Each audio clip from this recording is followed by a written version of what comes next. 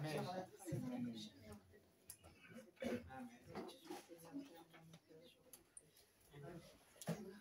Seigneur dit dans sa parole, ouvre ta bouche et je la remplirai.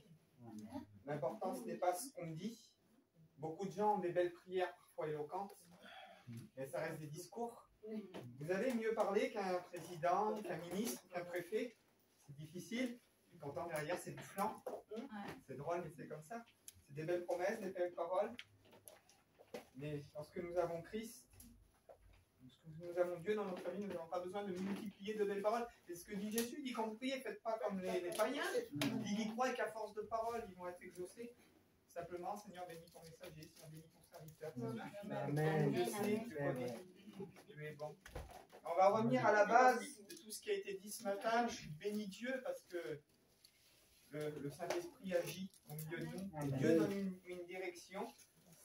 Et j'aimerais vous parler, on va prendre Hébreux 11, pour ceux qui connaissent, ce sont les témoins de la foi.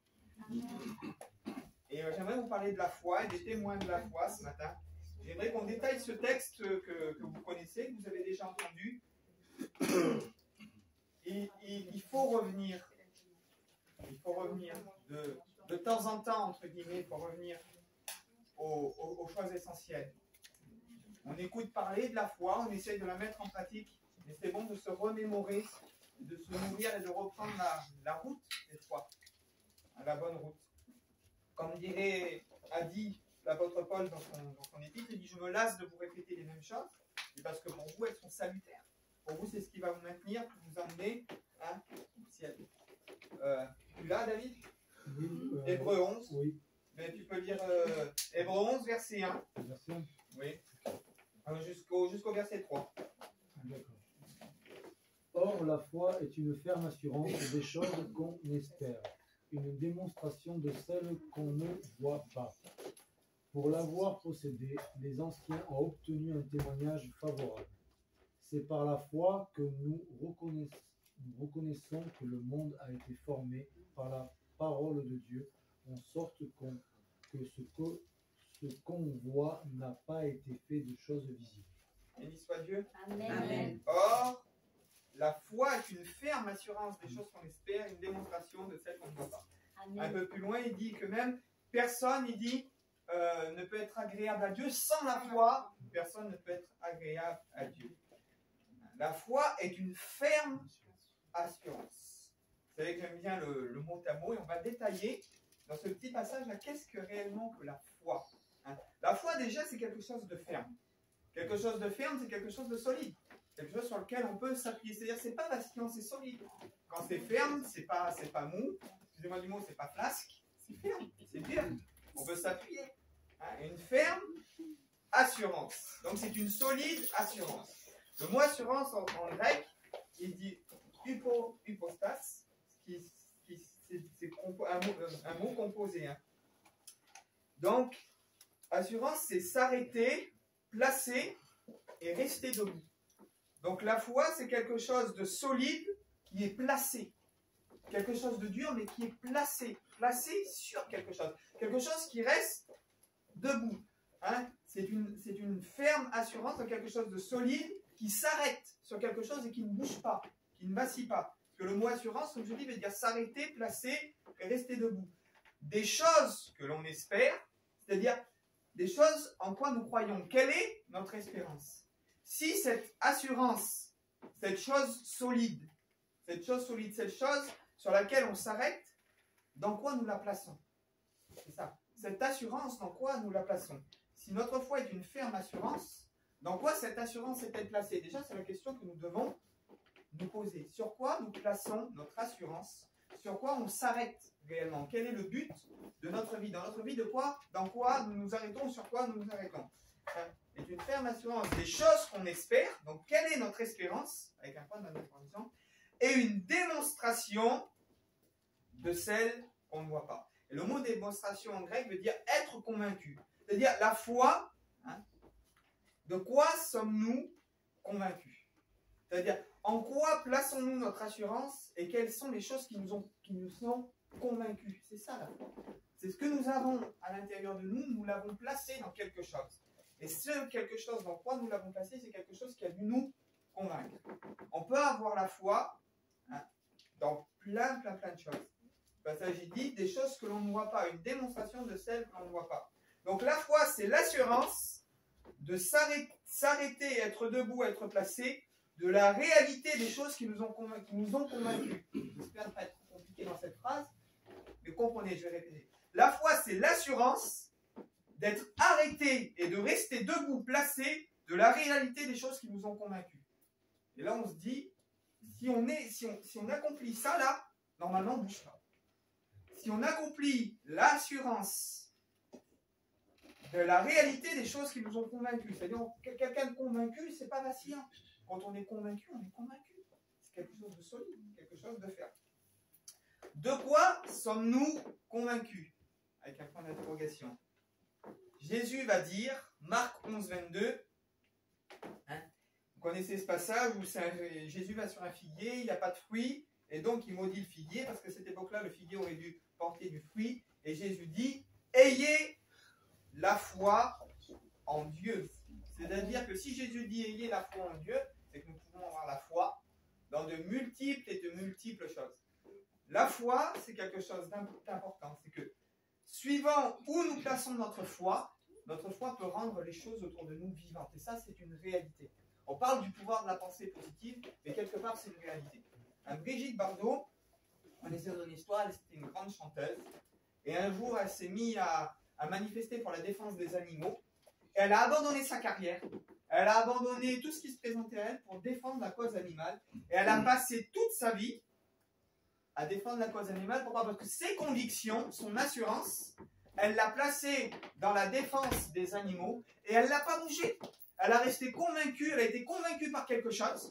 Elle a mis la foi dans cette chose-là et elle n'a pas bougé. Elle a été convaincue. Donc pour dire que nous pouvons placer notre croyance, notre foi, dans diverses choses. C'est pour ça que Jésus dit, ayez la foi en Dieu. Et nous pouvons placer notre foi, comme les gens qui se font sauter, les kamikazes, au nom de Allah ou de plusieurs religions, peu importe. Il y a des gens qui se font sauter parce que, excusez-moi le mot, mais c'est comme ça, ils sont persuadés que quand ils vont aller au paradis, ils vont avoir plein de femmes. Mais ils sont convaincus, leur foi, vous imaginez, leur foi, ils sont convaincus au plus profond d'eux-mêmes que la réalité des choses qu'ils espèrent, c'est ça. Eux, leur réalité, c'est ça. Il faut se poser la question, c'est quelle est notre réalité, de quoi on a été convaincus. Si nous sommes là, nous savons que c'est la parole de Dieu qui nous a convaincus. Amen. La foi en hébreu, c'est très important. Bon, on va le voir d'abord en grec, et on peut avoir aussi la foi dans les choses occultes. Pourquoi quand les gens, les sorciers invoquent la magie, pourquoi la magie fonctionne? Parce qu'ils mettent leur foi dans la magie. Et l'ennemi se sert de leur foi, parce que la foi est un pouvoir, se sert de la foi qu'ils ont en eux pour manifester leur pouvoir. Vous savez que si les hommes ne croiraient pas aux faux dieux, les démons ne se manifesteraient pas. Qu'est-ce qui rend vivant les démons? C'est la foi que les hommes placent dans les démons. Placent Demain, je vais vous dire, par exemple, je vais mettre une statue là, et vous dire la statue est vivante. Demain, vous allez vous mettre à prier la statue. Qu'est-ce que l'ennemi va faire? Il va la rendre vivante. Pour vous tromper, parce que vous mettez votre foi dans cette statue. Et la réalité, c'est ça, c'est que la foi que l'on met dans quelque chose permet au monde des ténèbres d'agir, parce que c'est notre foi qui rend vivant, quelque part, le monde des ténèbres. Si je suis convaincu que c'est bête, je vais mettre une bouteille de boisson là, et je vais dire, le jour où tu boiras ça, tu seras possédé. Si toi, tu le crois, le jour où tu bois la boisson, tu vas être possédé. Pourquoi? Parce que par ta foi, tu laisses une porte ouverte à ce que je te fais croire en réalité. Et ce que vous voulez, que vous ne voulez pas, quand on prend tous les faux dieux comme Mammon, qui est le dieu de la richesse, quand on prend le dieu Moloch, pourquoi ces dieux-là se manifestaient? Pourquoi il y avait des entités démoniaques derrière? Puisque les hommes se sont mis à les prier et à les chercher. C'est eux-mêmes, quelque part, qui ont créé la puissance des ténèbres en se créant des faux dieux. Et les démons qui n'avaient rien de mieux à faire, ils se sont cachés derrière ces faux dieux pour les rendre vivants. Si l'homme n'aurait pas mis leur foi dans des choses qui étaient secondaires, s'ils auraient mis leur foi en Dieu, mais les ténèbres seraient déjà vaincues. C'est l'homme qui rend les ténèbres vivants autour de lui. Ce que tu proclames dans ta vie, proclame sur ton enfant pour sa vie, qu'il est bon à rien, qu'il est nul, qu'il n'arrivera à rien, etc. Ton enfant il va se sentir diminué, il n'aura jamais confiance en lui. Il n'aura jamais confiance en lui, il n'arrivera jamais à rien dans sa vie. J'aimerais vous dire qu'avec la foi, c'est la même chose. Ce que nous confessons, ce que nous proclamons, et les choses dans lesquelles nous sommes convaincus, va avoir un impact immense et énorme dans notre vie. C'est pour ça que Jésus-Christ dit « Ayez la foi en Dieu ». Le mot foi en grec, ça se dit pistis. Et pistis, c'est la foi, mais ça veut dire aussi fidélité, conviction, engagement et mise en pratique. C'est-à-dire que la foi n'est pas qu'une simple croyance, mais la foi implique une mise en œuvre de ce que nous croyons. Si je crois en la magie, eh bien, je vais pratiquer la magie. Si je crois à un faux Dieu, je vais pratiquer la façon de vénérer ce faux Dieu. Puisque la foi prévient aussi d'une œuvre qui suit derrière. C'est pour ça que dans l'Épître, il nous est dit, alors je ne sais plus si c'est Pierre ou Jean, qui dit que la foi sans les œuvres, elle est morte. Puisqu'on peut dire qu'on croit en Dieu, mais si on n'a pas les œuvres qui prouvent qu'on croit en Dieu, ça ne porte pas de fruits derrière. C'est une logique. C'est une logique. Pour ça qu'il dit, montre-moi ta foi. Bien sûr que ce n'est pas les œuvres en Dieu qui nous sauvent, mais si nous sommes sauvés, alors les œuvres suivent naturellement. Si nous sommes sauvés, c'est normal de ne pas mentir. Si nous sommes sauvés, c'est normal de vouloir honorer Dieu. Parce que nous sommes sauvés. Amen. Il ne faut pas mettre les choses à l'envers. La grâce nous sauve, mais la loi nous maintient dans la grâce. Puisque si j'ai reçu la grâce, je ne peux pas faire de la grâce, comme il dit, un prétexte de vivre après selon la chair. Donc la loi que Dieu nous a donnée nous maintient dans cette grâce et prouve que nous avons reçu la grâce, donc que nous avons le désir dans notre cœur de pratiquer la foi que nous avons reçue. Il dit que la foi sans les œuvres, elle est morte. Donc l'un ne va pas sans l'autre. Et ça, c'est la réalité de l'évangile. Donc la foi, c'est pistis. Foi, fidélité. Fidélité comme un époux doit à son épouse et une épouse doit à son époux. C'est-à-dire de ne pas chercher ailleurs ce qu'on trouve chez nous, ce que Dieu est capable de nous donner. De ne pas chercher dans nos pensées ou dans d'autres convictions, dans des choses qui sortent de la parole de Dieu. La fidélité, être attaché, béni soit Dieu, la conviction, l'engagement et la mise en pratique de la foi. Le mot foi dans l'Ancien Testament est très important parce que le mot foi, F-O-I, tel que la foi qu'elle est décrite dans le Nouveau Testament, dans l'Ancien Testament, le mot foi, il n'apparaît qu'une fois. Ah, c'est un jeu de mots. Le mot foi n'apparaît qu'une fois, mais un texte qui est vraiment, vraiment important. Habacuc 2, verset 4, il dit « Mais mon juste, mais le juste, vivra par sa foi. » Personnel. Ta foi, c'est pas celle de l'autre. Mon juste vivra par sa foi. Ta foi, elle est personnelle, selon ce que Dieu t'a dit, selon ce que Dieu t'a révélé, et selon ton expérience. Qu'est-ce qu'il dit? Il dit, telle voie paraît droite à un homme, mais son issue, c'est la mort, parfois. Donc, il faut faire attention de quoi nous sommes convaincus, parce que notre foi, elle est personnelle. L'appel d'Abraham n'a pas été l'appel de Moïse. Dieu a convaincu Abraham d'une chose, quitte ton pays, quitte ta patrie, va vers le lieu que je te montrerai. Dieu a convaincu Moïse d'une autre chose, va, je t'envoie pour libérer mon peuple. Deux missions différentes, mais deux appels différents et deux façons de manifester la foi. Bien sûr, la foi, elle était placée en Dieu, mais il y a eu deux chemins différents, il y a eu deux vies différentes. Et j'aimerais vous dire que dans votre pratique de la foi, Dieu va demander des choses à David qui ne demandera peut-être pas à moi. Dieu va demander des choses à Karine qui ne demandera pas au frère Robert. Et ça, c'est la foi, elle est indépendante. Et ne laissez personne, et ça c'est quelque chose que je répète et que je répète toute ma vie, ne laissez aucun homme de Dieu ni personne vous dire de quelle manière vous devez mener votre foi, vous devez mener votre vie chrétienne et votre relation avec Dieu. Bien sûr, le bien et le mal, on le sait, pas mentir, pas voler, etc. Mais il y a des choses qui rentrent dans l'intimité. Si Dieu vous montre une vision, si Dieu vous montre quelque chose et que vous êtes convaincu que ça vient de Dieu, ne laissez personne entraver ce que Dieu attend de vous. Et ça, c'est important. Donc, le juste vivra par la foi. Le mot foi en hébreu, ça se dit émouna. Et émouna, comme je dis, c'est plus que la foi, c'est une puissance créatrice aussi. Et le mot émouna, par contre là, le mot émouna tel quel, il est marqué dans 49 versets.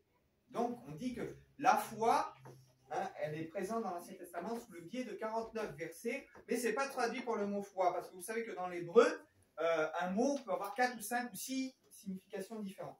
Donc le mot émouna, il est traduit par vérité, fidélité, foi, direction et accomplissement. Et on peut vraiment superposer le mot émouna avec le mot pistis, parce que dans le mot émouna, comme dans le mot pistis, il y a le mot fidélité qui apparaît. Donc c'est une fidélité envers Dieu. Et ça, c'est quelque chose de fondamental. Dans le mot émouna, il y a quelque chose d'important. Dans le mot émouna, à la racine du mot émouna, il y a le mot émet. Et émet, c'est quand Jésus dit en vérité, c'est Amen, Amen, Emet, Emet. C'est la vérité. Donc la foi en Dieu, c'est réellement la vérité. C'est-à-dire que c'est la vérité qui nous transforme, c'est la vérité qui nous affranchit, et qu'il n'y a qu'une seule vérité, comme l'a dit la sœur Karine tout à l'heure, Jésus, le chemin, la vérité, et béni soit Dieu. Donc le mot Emouna est aussi traduit par vérité, par fidélité, parfois par direction. Et direction, fonction et accomplir. Mais on superpose aussi avec le mot pistis, qui veut dire conviction, engagement et mise en pratique. Donc, c'est la fidélité, la foi, la conviction et l'engagement. De la même manière que Emouna, c'est la direction et la fonction. Donc, on retrouve le terme d'engagement dans la direction, parce que lorsqu'on prend une direction, on s'engage à suivre une voie. Et on retrouve aussi dans l'accomplissement le fait de mettre en pratique. Si on accomplit, ça veut dire qu'on met en pratique. Donc, le mot pistis du Nouveau Testament et le mot Emouna de l'Ancien Testament, c'est la même foi. Nous avons été fondés, comme il dit, sur la foi d'Abraham, Dieu d'Abraham, d'Isaac et de Jacob. Je rendrai ta postérité semblable aux étoiles du ciel, aux sables de la mer. Sable de la mer, c'est une postérité charnelle qui est le peuple hébreu, qui a été semblable au sable sur la terre, qui s'est multiplié, qui est toujours debout aujourd'hui. Et les étoiles du ciel, c'est une postérité spirituelle qui est l'Église, qui est sortie du peuple juif pour venir ensuite toucher le peuple païen que nous étions et que nous sommes entrés dans l'alliance avec le peuple d'Israël. C'est une postérité spirituelle qui atteint les nations au travers de la postérité d'Israël. Béni soit Dieu. Voilà. Donc ça, c'est la foi. Et la foi, c'est le seul moyen d'entrer dans l'alliance avec Dieu. Amen. Autre passage du mot pistis, 2 Samuel, verset 26, chapitre 26, verset 23, David parle à Saul. Donc je vous remets un peu le contexte, c'est quand David est poursuivi par Saül, et où il se réfugie dans une caverne, dans les montagnes d'Adulam, je crois, il se réfugie dans une caverne. Et dans cette caverne-là, il prie Dieu, il est au fond de la caverne, et il se rend compte que son ennemi juré rentre dans la caverne, s'endort. David a le moyen de le tuer, mais il ne le fait pas parce qu'il craint Dieu. Parce qu'il dit, c'est pas moi qui va porter la main sur le oint de l'Éternel. Il coupe un pan de sa robe, et il s'en va. Alors, David dit à Saül lorsqu'il est loin, il dit l'Éternel rendra à chacun selon sa justice et selon sa fidélité. Et le mot fidélité qui est employé, c'est Emouna.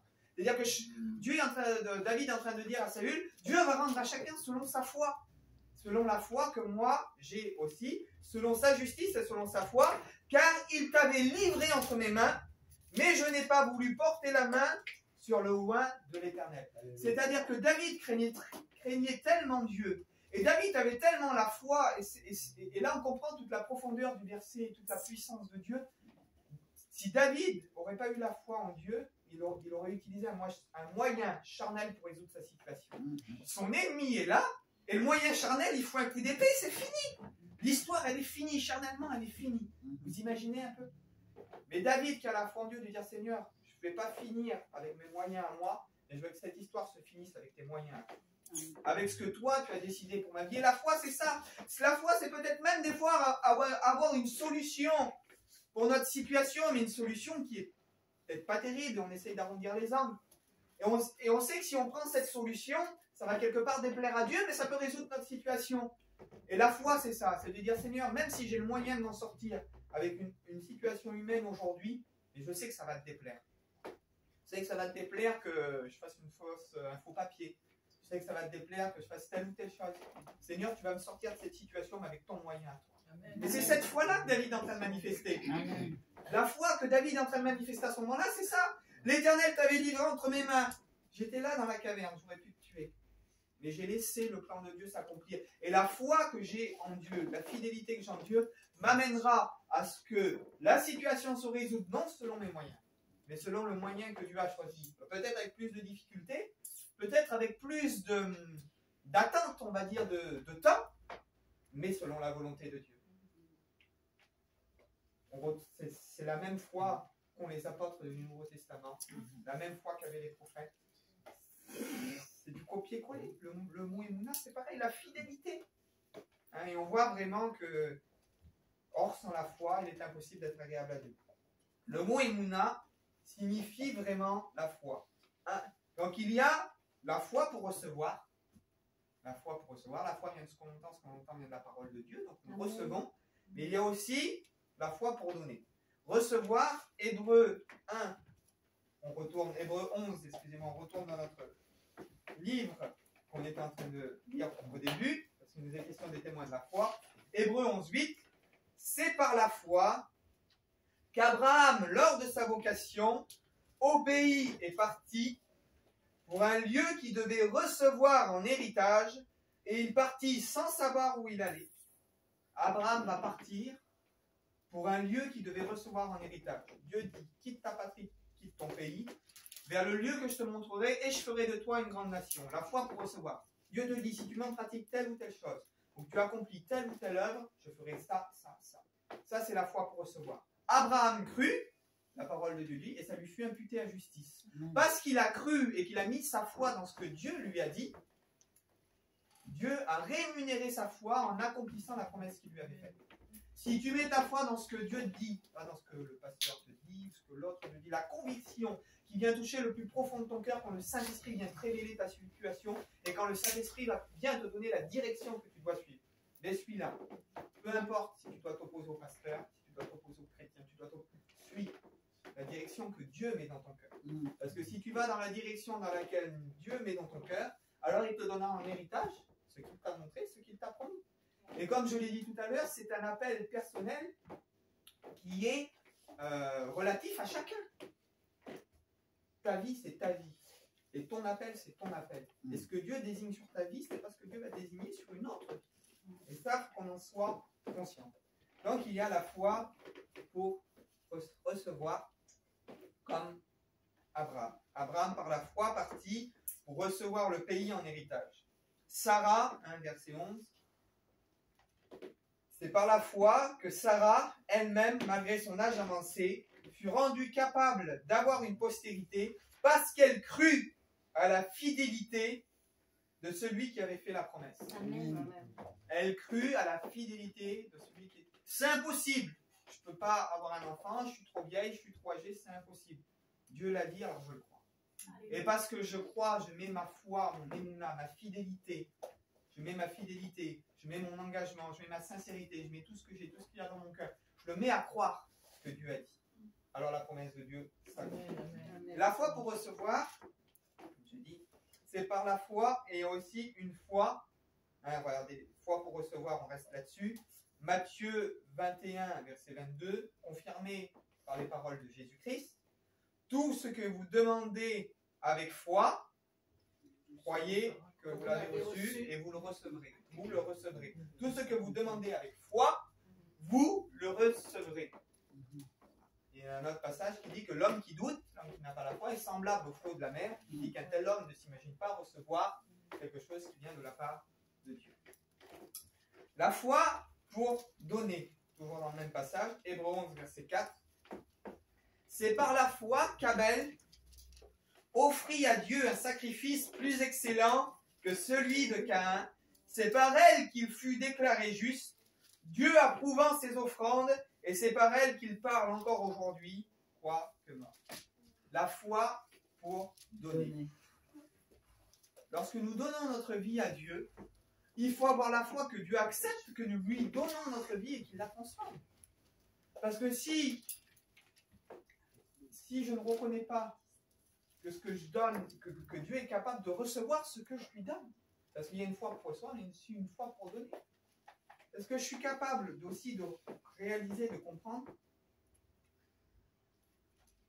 que ce que je donne à Dieu, ça lui plaît, que ma vie, que Dieu m'aime, et que même que je ne suis pas terrible, eh bien, Dieu veut prendre soin de moi. Ce que je lui donne, ça lui plaît. Ce que je fais, ça lui plaît. Avoir la foi pour croire qu'on plaît à Dieu. Parce que il y a des gens, des chrétiens, des fois, qui sont malheureux parce qu'ils pensent dans leur tête que tout ce qu'ils font, ça ne va jamais. Que tout ce qu'ils font, ils ne sont pas assez bien pour Dieu. Je t'arrête tout de suite, bien, tu ne le seras jamais assez.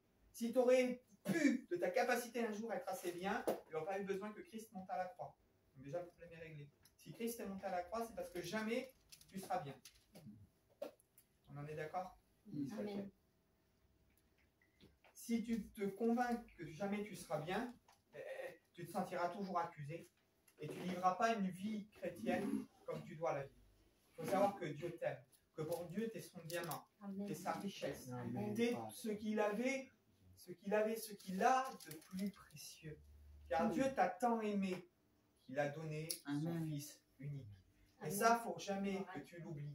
Ça, il ne faut pas que tu le ranges dans le placard. Dieu t'aime, malgré ton mauvais caractère. Dieu t'aime, excuse-moi, malgré tes penchants qui sont charnels. Parce qu'on est né dans un corps qui est voué encore au péché. On combat contre ça, on est voué au péché. Jusqu'à ce que notre corps attende la rédemption, quand le Messie paraîtra. Dieu changera notre corps et nous donnera une nature céleste qui ne sera plus tentée par le mal. Et c'est ce que Paul dit, il dit, j'ai dans mon corps, il dit deux lois. Il dit, j'ai deux lois. Et il dit, j'ai la loi de Dieu, mais j'ai la loi du péché qui me tire vers le mal. Et c'est ça qui nous amène à la malédiction. C'est pas la loi de Dieu, les 10 commandements, ou la loi que Dieu a donnée à Moïse, c'est pas ça la malédiction. C'est la loi du péché qui est dans notre corps. Et c'est pour ça que le passage, il dit, chose impossible à la loi de Moïse, parce que la chair la rendait sans force. Ce qui est venu rendre la loi, parce que la loi, il dit, c'est l'exigence de Dieu. Est-ce que l'exigence de Dieu peut être mauvaise? Bien sûr que non. Puisque ce que Dieu exige, c'est parfait. Il y a un passage qui dit que la loi de l'Éternel est parfaite et elle restaure l'âme. Donc ce que Dieu a donné, c'est parfait. Mais maintenant, le problème, ce qui rend la loi imparfaite, c'est moi. Pourquoi? Parce que je suis dans une chair semblable à celle du péché. Et ma chair rend la loi imparfaite. Ma chair rend la loi sans force. Pourquoi? Parce que lorsque je veux faire le bien, eh bien, le mal s'attache à moi. C'est pour ça que Paul dit, il dit ce qui était censé pour moi produire la vie, a produit la mort. Parce que le péché a saisi l'occasion. Parce que ma nature charnelle est une nature pécheresse. Donc la loi qui devait produire en moi la vie, à cause de ma nature pécheresse, a produit la mort. Tout ça pour que Christ me rachète de cette malédiction que j'ai dans ma chair. La malédiction ne se trouve pas dans la loi, elle se trouve dans ma chair. Parce que j'ai une incapacité à accomplir la loi à cause de ma chair. C'est pour ça que le livre d'Ézéchiel nous dit, j'écrirai ma loi dans votre cœur et je ferai en sorte que vous suiviez mes ordonnances. C'est-à-dire, moi j'anéantirai votre chair. C'est pour ça que Christ est paru, il dit, dans une chair semblable à celle du péché. Pourquoi? Pour condamner mon incapacité à accomplir la loi dans la chair, pour que l'esprit de vie descende en moi et me rende capable d'accomplir la loi de Dieu. C'est puissant quand même. Béni soit Dieu. C'est pour ça, aujourd'hui, les orateurs passent leur temps, on l'a vu la dernière fois, ce qu'a prêché Rocky, à opposer la loi à la grâce, à opposer Jésus à Dieu, entre guillemets, ou Moïse à Jésus. Alors que c'est un compliment. S'il n'y a pas la loi, je ne peux pas me sentir pécheur, et si je ne me sens pas pécheur, Dieu ne peut pas me racheter. Tout est comme ça. Et Dieu, le plan de Dieu est parfait. Amen. Béni soit Dieu. Une petite parenthèse comme ça. Donc, c'est par la foi qu'Abel offrit un sacrifice à Dieu plus excellent que celui de Caïn. Ézéchias rebâtit aussi le culte et la Pâque. 2 Chroniques 31, verset 12, et dit, et on y apporta fidèlement les offrandes, les dîmes et les choses saintes. Fidèlement, c'est avec la foi. C'est-à-dire que tout ce qui a été apporté, lorsque on a rétabli la Pâque, parce qu'Israël avait subi, vous connaissez l'histoire des déportations, etc. Et là, le roi Ézéchias, parce qu'il y en avait beaucoup qui étaient tombés dans l'idolâtrie, il va tomber sur les rouleaux, il va remettre les choses de Dieu au goût du jour, il va abattre les hauts lieux, etc. Il va enlever l'idolâtrie, il va remettre la Pâque. Et les gens, quand ils vont voir ça, il va avoir un élan de foi, de fidélité, et on va se remettre à apporter les offrandes à Dieu, à apporter les dîmes, à pratiquer dans le temple ce qui devait être pratiqué. Il dit, mais que tout se faisait avec fidélité, donc avec la foi. Quand l'élan de foi revient, quand la fidélité revient, et vous savez, des fois, la foi, quelque part, aussi, des fois, ça se communique, il suffit qu'une personne soit un témoin fidèle au milieu d'une famille. Ce qu'elle a dit tout à l'heure la sœur Karine, à travers son témoignage. Parce qu'elle n'a pas perdu courage, elle a brillé, elle a eu la foi pour sa famille, et elle-même, elle a tiré sa famille vers l'avant. Lorsqu'un homme ou une femme de foi est placé dans une famille, Amen. vous pouvez tirer les hommes vers l'avant, vous pouvez leur faire croire, leur apporter vous-même la foi, vous pouvez transmettre votre foi. Cette puissance qui est en vous, vous pouvez transmettre votre foi, et ça, c'est important. Et c'est ce qu'a fait ce roi, le roi Ézéchias, il a transmis sa foi au peuple, et le peuple l'a suivi, il y a eu un réveil. Et il y a eu des hommes de Dieu qui ont fait des réveils. On pourrait parler notamment de Clément le Cossec et de plein d'autres hommes qui ont été envoyés. Hein, les grands-parents de notre frère Marco qui ont été envoyés en Espagne, qui ont fait des réveils aussi. Hein. Loquet, Chilin, tout ça, c'était oui, ils les mettaient en prison. Voilà, ils ont été en prison en Espagne, mais leur foi qu'ils ont été transmettre là-bas, ça a propulsé, ça a créé des réveils. Donc nous devons être convaincus que ce que nous donnons à Dieu, il le mérite amplement. Ce que nous donnons, Seigneur, je te donne. C'est Dieu qui nous a donné avant que nous lui donnions. Donc nous lui donnons oui et non. Il mérite. Que dit Dieu? Il dit, tout ce qu'il y a sur la terre, c'est à moi. Vous m'offrez des sacrifices, des choses. Mais si je voudrais, je prendrais tout. nous le faisons pour que nous prouvons à Dieu en réalité notre engagement. Si Dieu voudrait prendre de force, il le pourrait. Dieu veut voir ce qu'il y a là-dedans. Dieu veut voir ce qu'il y a là-dedans. Et vous savez, toutes les épreuves que nous passons, tout ce qu'il y a dans notre vie, nos difficultés, mais sert à faire sortir ce qu'il y a là-dedans. Sert à faire sortir ce qu'il y a au plus profond de notre cœur. Et vous savez, des fois, on parle d'une situation, et puis on se dit, Seigneur, mais pourquoi j'ai vécu ça? J'aurais pas cru réagir comme ça, ou j'aurais pas cru être capable de pardonner, ou j'aurais pas cru être capable de ça, ou j'aurais pas cru que ma famille serait capable de ça. Parce que Dieu veut faire sortir ce qu'il y a là-dedans. C'est un proverbe du monde qui dit, c'est au pied du mur qu'on voit le maçon. Parce qu'on voit si c'est droit ou pas droit. C'est dans l'épreuve qu'on voit réellement qui on est. Et vous savez, ça c'est une réalité. On essaye de s'auto-critiquer, de s'auto-juger, mais tant qu'on ne passe pas dans une situation, eh bien, on ne peut pas savoir comment on marche. Et des fois, nos situations servent aussi à faire remonter ce qu'il y a à la surface. Et lui dire, Seigneur, je n'aurais pas cru réagir comme ça. Tu vois, Seigneur, cette partie de ma personnalité, mais je ne la connaissais pas. Et Dieu, il nous nettoie au travers de ça. Dieu, il nettoie, il dit, regarde tel comportement, regarde telle chose. Apprends à aimer comme moi j'aime, là, il faut que tu pardonnes. Apprends à faire ça, tel comportement, telle chose. Et ça, c'est dans nos épreuves. C'est pour ça qu'il dit, voilà, ce que nous devons être convaincus que ce que nous donnons à Dieu, il le mérite amplement, c'est la juste façon de faire les choses. On continue. Je vois bien où la petite bouteille douche. Là. Ah oui, elle est là. Voilà. Psaume 119, verset 30.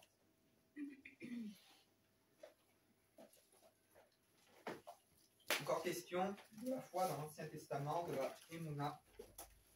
Psaume 119, verset 30, hein, c'est le psaume le plus long de la Bible, qui nous parle de la parole de Dieu. Ta parole est une lampe à mes pieds, lumière sur mon sentier, enseigne-moi dans la voie droite, etc. Psaume 19, verset 30. Je choisis la voie de la vérité et je place tes lois sous mes yeux. Je choisis la loi de la vérité et je place tes lois sous mes yeux. Le mot vérité qui est employé là, c'est le mot Emouna.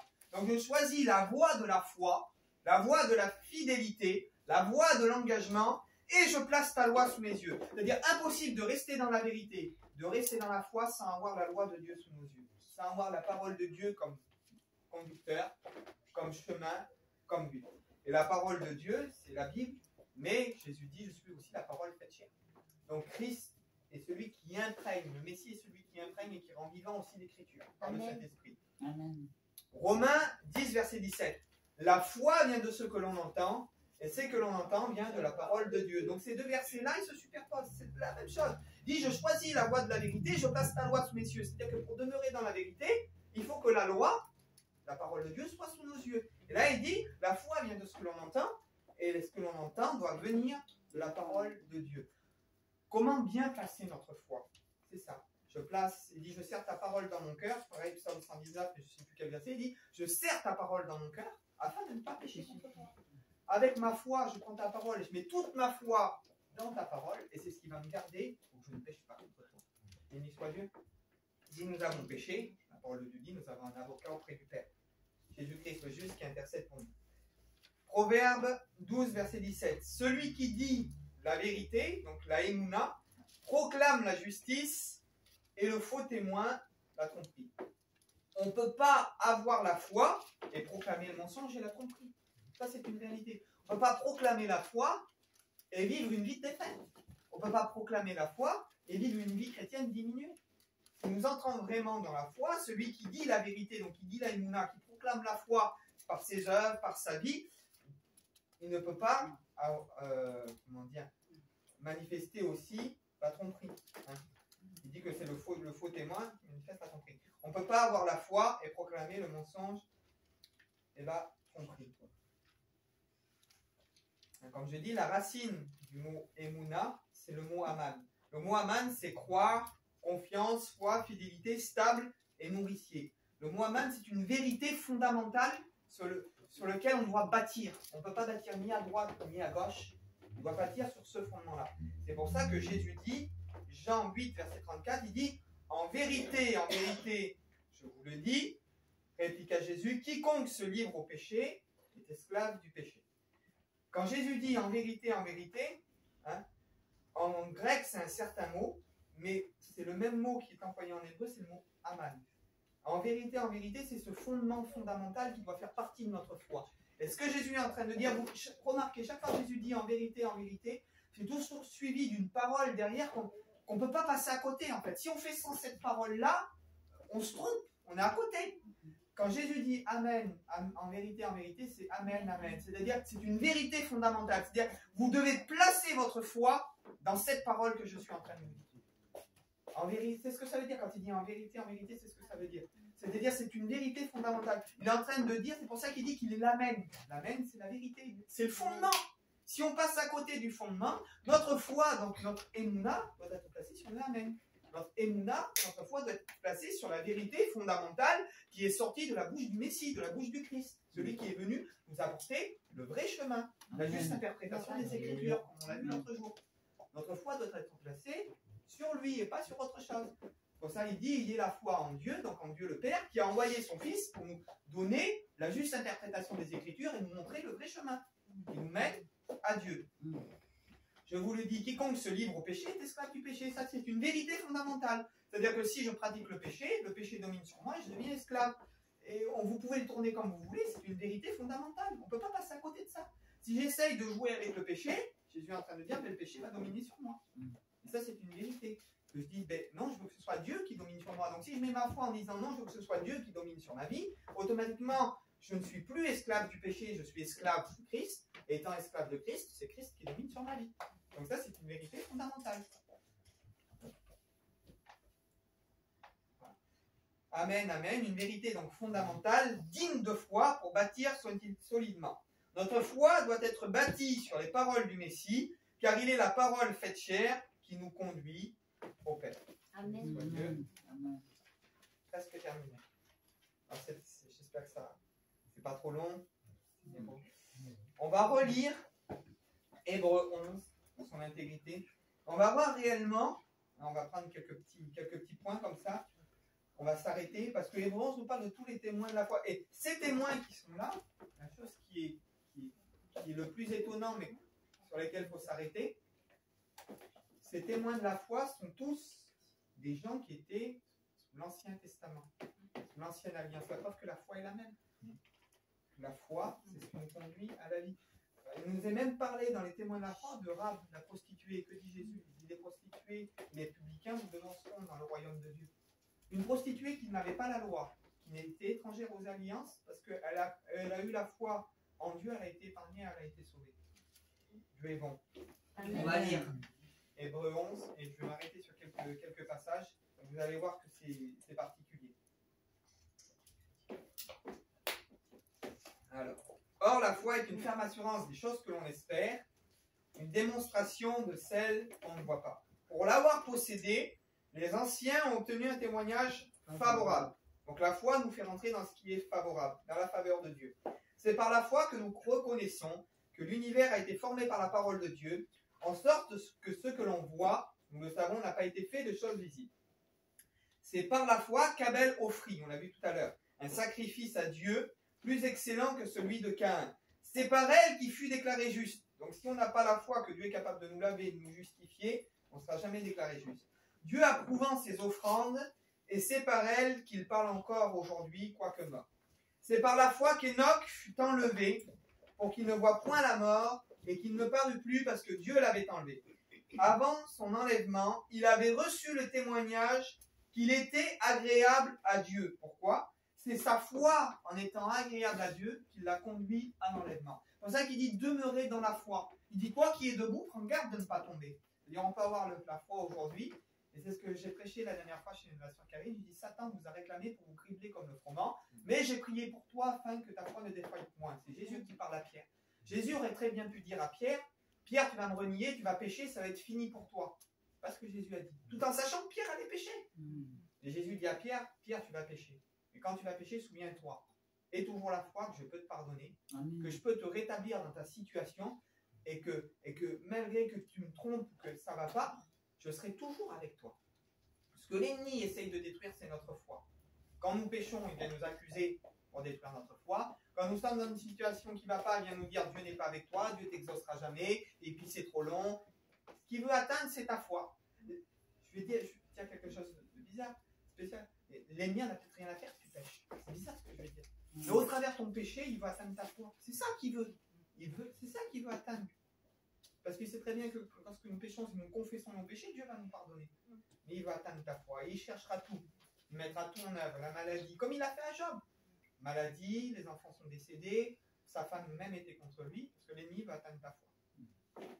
Donc, Enoch avait reçu le témoignage durant sa vie qu'il a marché avec Dieu et qu'il a gardé la foi. Or, sans la foi, il est impossible de lui être agréable, parce qu'il faut que celui qui s'approche de Dieu croit que Dieu existe et qu'il est le rémunérateur, c'est-à-dire celui qui récompense celui qui le cherche. C'est par la foi que Noé, divinement averti, des choses que l'on ne voyait pas encore, et saisi d'une crainte respectueuse, construit une arche pour sauver sa famille.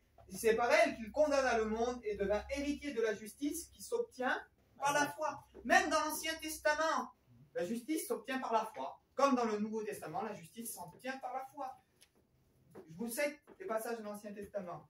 Dieu désire vous faire grâce. Il se lèvera pour vous faire miséricorde. C'est exactement ce que Jésus dit. Un autre passage, David dit, celui qui cache ses transgressions ne prospère pas, mais celui qui avoue et qui délaisse obtient miséricorde. Qu'est-ce qui est sorti de la bouche de Jésus? Repentez-vous et convertissez-vous afin que vos péchés soient pardonnés. Amen. Voilà. Trouvez-moi un homme dans l'Ancien Testament qui a été sauvé par ses œuvres. Aucun. David, l'homme selon le cœur de Dieu, a commis un meurtre, un adultère. Ils ont tous péché. Donc ils ont tous été sauvés par la grâce de Dieu. Noé trouva grâce aux yeux de l'Éternel. Grâce qui était déjà accomplie par anticipation, par le sacrifice de Jésus. Et ces sacrifices que les hommes faisaient n'avaient que pour but c'est comme une image qui était répercutée dans le passé de ce que Jésus allait faire. On n'avait que pour but, en réalité, de projeter cette image. Et c'est pour ça que Jésus prend cet exemple comme je l'ai dit dans ma prière ce matin, du publicain qui ne levait pas les yeux au ciel et qui dit « Sois pesé envers moi qui suis qu'un pécheur ».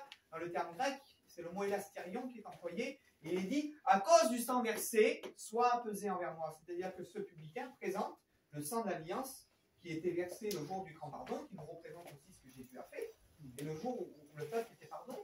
Donc il présente en réalité sa faiblesse, et il présente le pardon de Dieu. Donc, on va passer...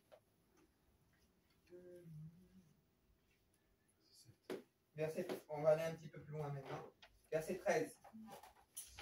Il nous est parlé de ces hommes, et il dit, c'est dans la foi qu'ils sont tous morts, sans avoir obtenu les choses promises parfois, mais ils les ont vus et salués de loin, reconnaissant qu'ils étaient étrangers et voyageurs sur la terre. La véritable foi doit nous faire aussi entrer dans l'acceptation que les choses ne se passent pas toujours comme nous on le voudrait, ou comme nous on l'aurait décidé. Il y a eu des promesses des fois qui ont été faites, par exemple, un exemple, tes enfants vont se donner à Dieu. On meurt, on ne voit pas nos enfants se convertir. Mais au travers de notre décès, quelques temps après, nos enfants se convertissent. Parce que Dieu l'a dit. Amen. Et il y a eu des promesses qui ont été faites, que les hommes de Dieu n'ont pas vues, mais qu'ils ont dit, nous on est étrangers et voyageurs sur la terre. Notre but, c'est pas ici. Ici, c'est pas le but. Ici, c'est un passage. Et si on se trompe, si on croit que notre but, c'est ici, notre but doit être, ce qui est sorti de la bouche des apôtres, car nous attendons, selon sa promesse, de nouveau aussi une nouvelle terre où la justice habitera. Notre but doit être le royaume que Christ va venir établir. Une justice éternelle, le shalom, comme on parlait ce matin, la plénitude de la paix, plus de guerre, plus de pleurs, plus de deuil, la plénitude de la paix. Christ qui vient régner sur les nations, sur le monde qui vient adorer Dieu. C'est ça que nous attendons. Béni soit Dieu, notre espérance doit être là, parce qu'eux, ils étaient étrangers et voyageurs sur la terre. Donc leur but, c'était le royaume de Dieu. C'est par la foi que Moïse... attendez, je regarde. Par la foi, ouais, c'est ça, 24. C'est par la foi que Moïse, devenu grand, refusa d'être appelé fils de la fille de Pharaon et préféra être maltraité avec le peuple de Dieu plutôt que d'avoir pour un temps la jouissance du péché. C'est par la foi que Moïse, devenu grand, refusa d'être appelé fils de la fille de Pharaon. Notre foi doit aussi nous pousser à faire des choix. Des choix qui peuvent nous conduire à la souffrance, des choix qui peuvent nous conduire à être démunis peut-être matériellement aussi, des choix qui peuvent nous conduire à souffrir, à être dans la difficulté, mais notre foi doit nous pousser aussi à faire Mais choisir Dieu plutôt que la facilité. Choisir la vérité plutôt que la facilité. Et ça aussi, c'est un domaine de la foi. Verset, on va lire à partir du verset 32, et puis après, verset 32. Relisez tout ce passage-là chez vous, avec tout ce qu'on a médité, vous allez voir que c'est vraiment riche. Et que dirais-je encore, car le temps nous manquerait, c'est un peu ce qui nous concerne là, pour parler de Gédéon, de Barak, de Samson, de Jephthé, de David et des prophètes qui, par la foi, et ça c'est très important, par la foi, ils vainquirent des royaumes. Ils exercèrent la justice, obtenirent des promesses, fermèrent la gueule des lions, éteignirent la puissance du feu, échappèrent aux tranchants de l'épée, guérirent de leur maladie, et il fut vaillant à la guerre. Des femmes recouvrèrent leur mort par la résurrection. Ça, c'est la foi pour recevoir. Donc la foi pour être guéri, la foi pour vainquir des royaumes, celle-là, on l'accepte. Il n'y a pas de problème. On entre dedans, on l'embrasse. Mais, en verset un petit peu plus bas, verset 35, on a un petit peu plus de mal à l'accepter. Pourtant, c'est la même foi. Il dit que des femmes recouvrèrent, comme je dis, leur mort par la résurrection. Mais il dit, mais d'autres furent livrés au tourment. Comment? Par la foi, alors? Oui. Par la même foi, ils furent livrés au tourment. Leur foi, dans ce qu'ils ont vécu, les a conduits à la souffrance. Les a conduits au tourment. Il y a des pays où on prend les chrétiens, on les tue, on les égorge, ils sont maltraités. Donc, par la même foi, on peut être livré au tourment. D'autres n'acceptèrent pas de délivrance afin d'obtenir une meilleure résurrection. D'autres subirent les moqueries et le fouet. Une foi qui nous fait subir la moquerie et les fouets. Oui, ça doit être la même foi. Donc on embrasse la foi pour recevoir, la foi qui nous pousse au miracle, c'est là on l'embrasse, il n'y a pas de problème, je l'embrasse avec vous. Et la foi qui nous fait souffrir, on a parfois un peu plus de mal. Et pourtant c'est la même foi. Les moqueries, le fouet, les chaînes, la prison, d'autres furent lapidés, sciés, torturés, ils moururent tués par l'épée, ils allèrent ça et là, vêtus de peau de brebis, de peau de chèvre, dénués de tout. La foi pour être pauvre. C'est pas facile, hein. La foi pour être pauvre. La foi. Seigneur, tu m'as appelé à l'abondance. Tu es un Dieu d'abondance. Et pourtant, je connais la 17. Est-ce que vous êtes supérieurs, vous et moi, est-ce qu'on est supérieurs à Paul? Pourtant, il dit, j'ai appris à vivre dans l'abondance. Et qu'est-ce qu'il dit? J'ai appris à vivre dans la 17. L'abondance, on veut la connaître.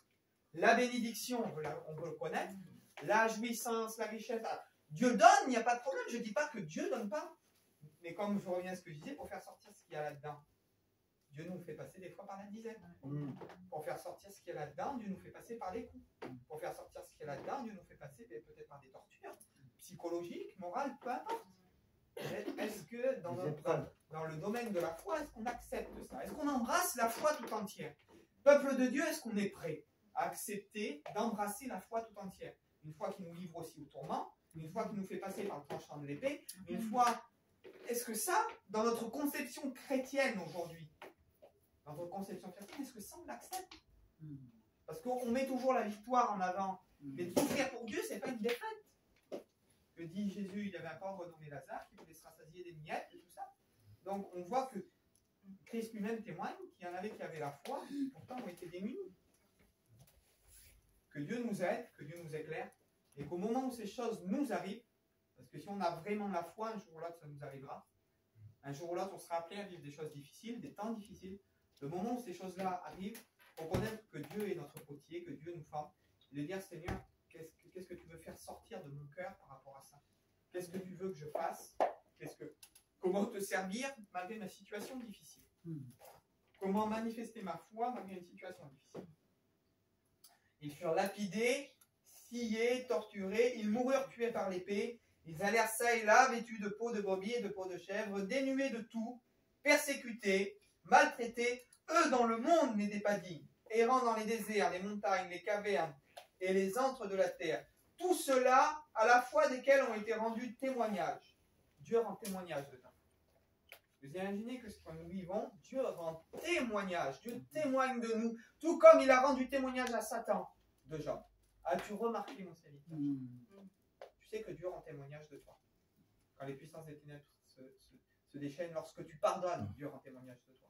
Lorsque tu aimes celui qui ne mérite pas d'être aimé, Dieu rend témoignage de toi. C'est grand, hein?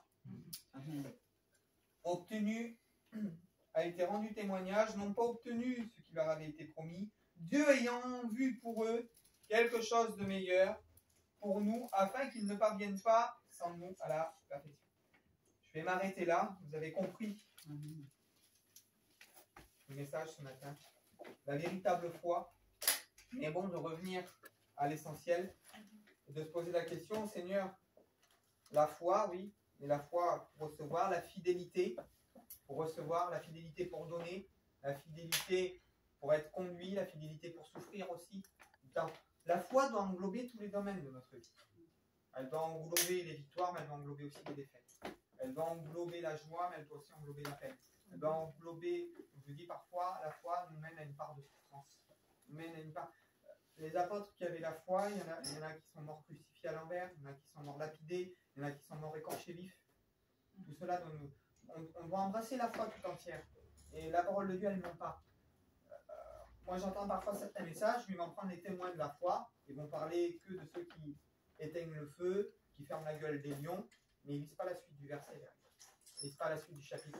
Et malheureusement, aujourd'hui, nous entrons dans beaucoup de dénominations chrétiennes, sans citer personne, ou de beaucoup de messages où on met la victoire, la foi. Oui, mais la foi, elle s'embrasse tout entière. L'évangile, il s'embrasse tout entier.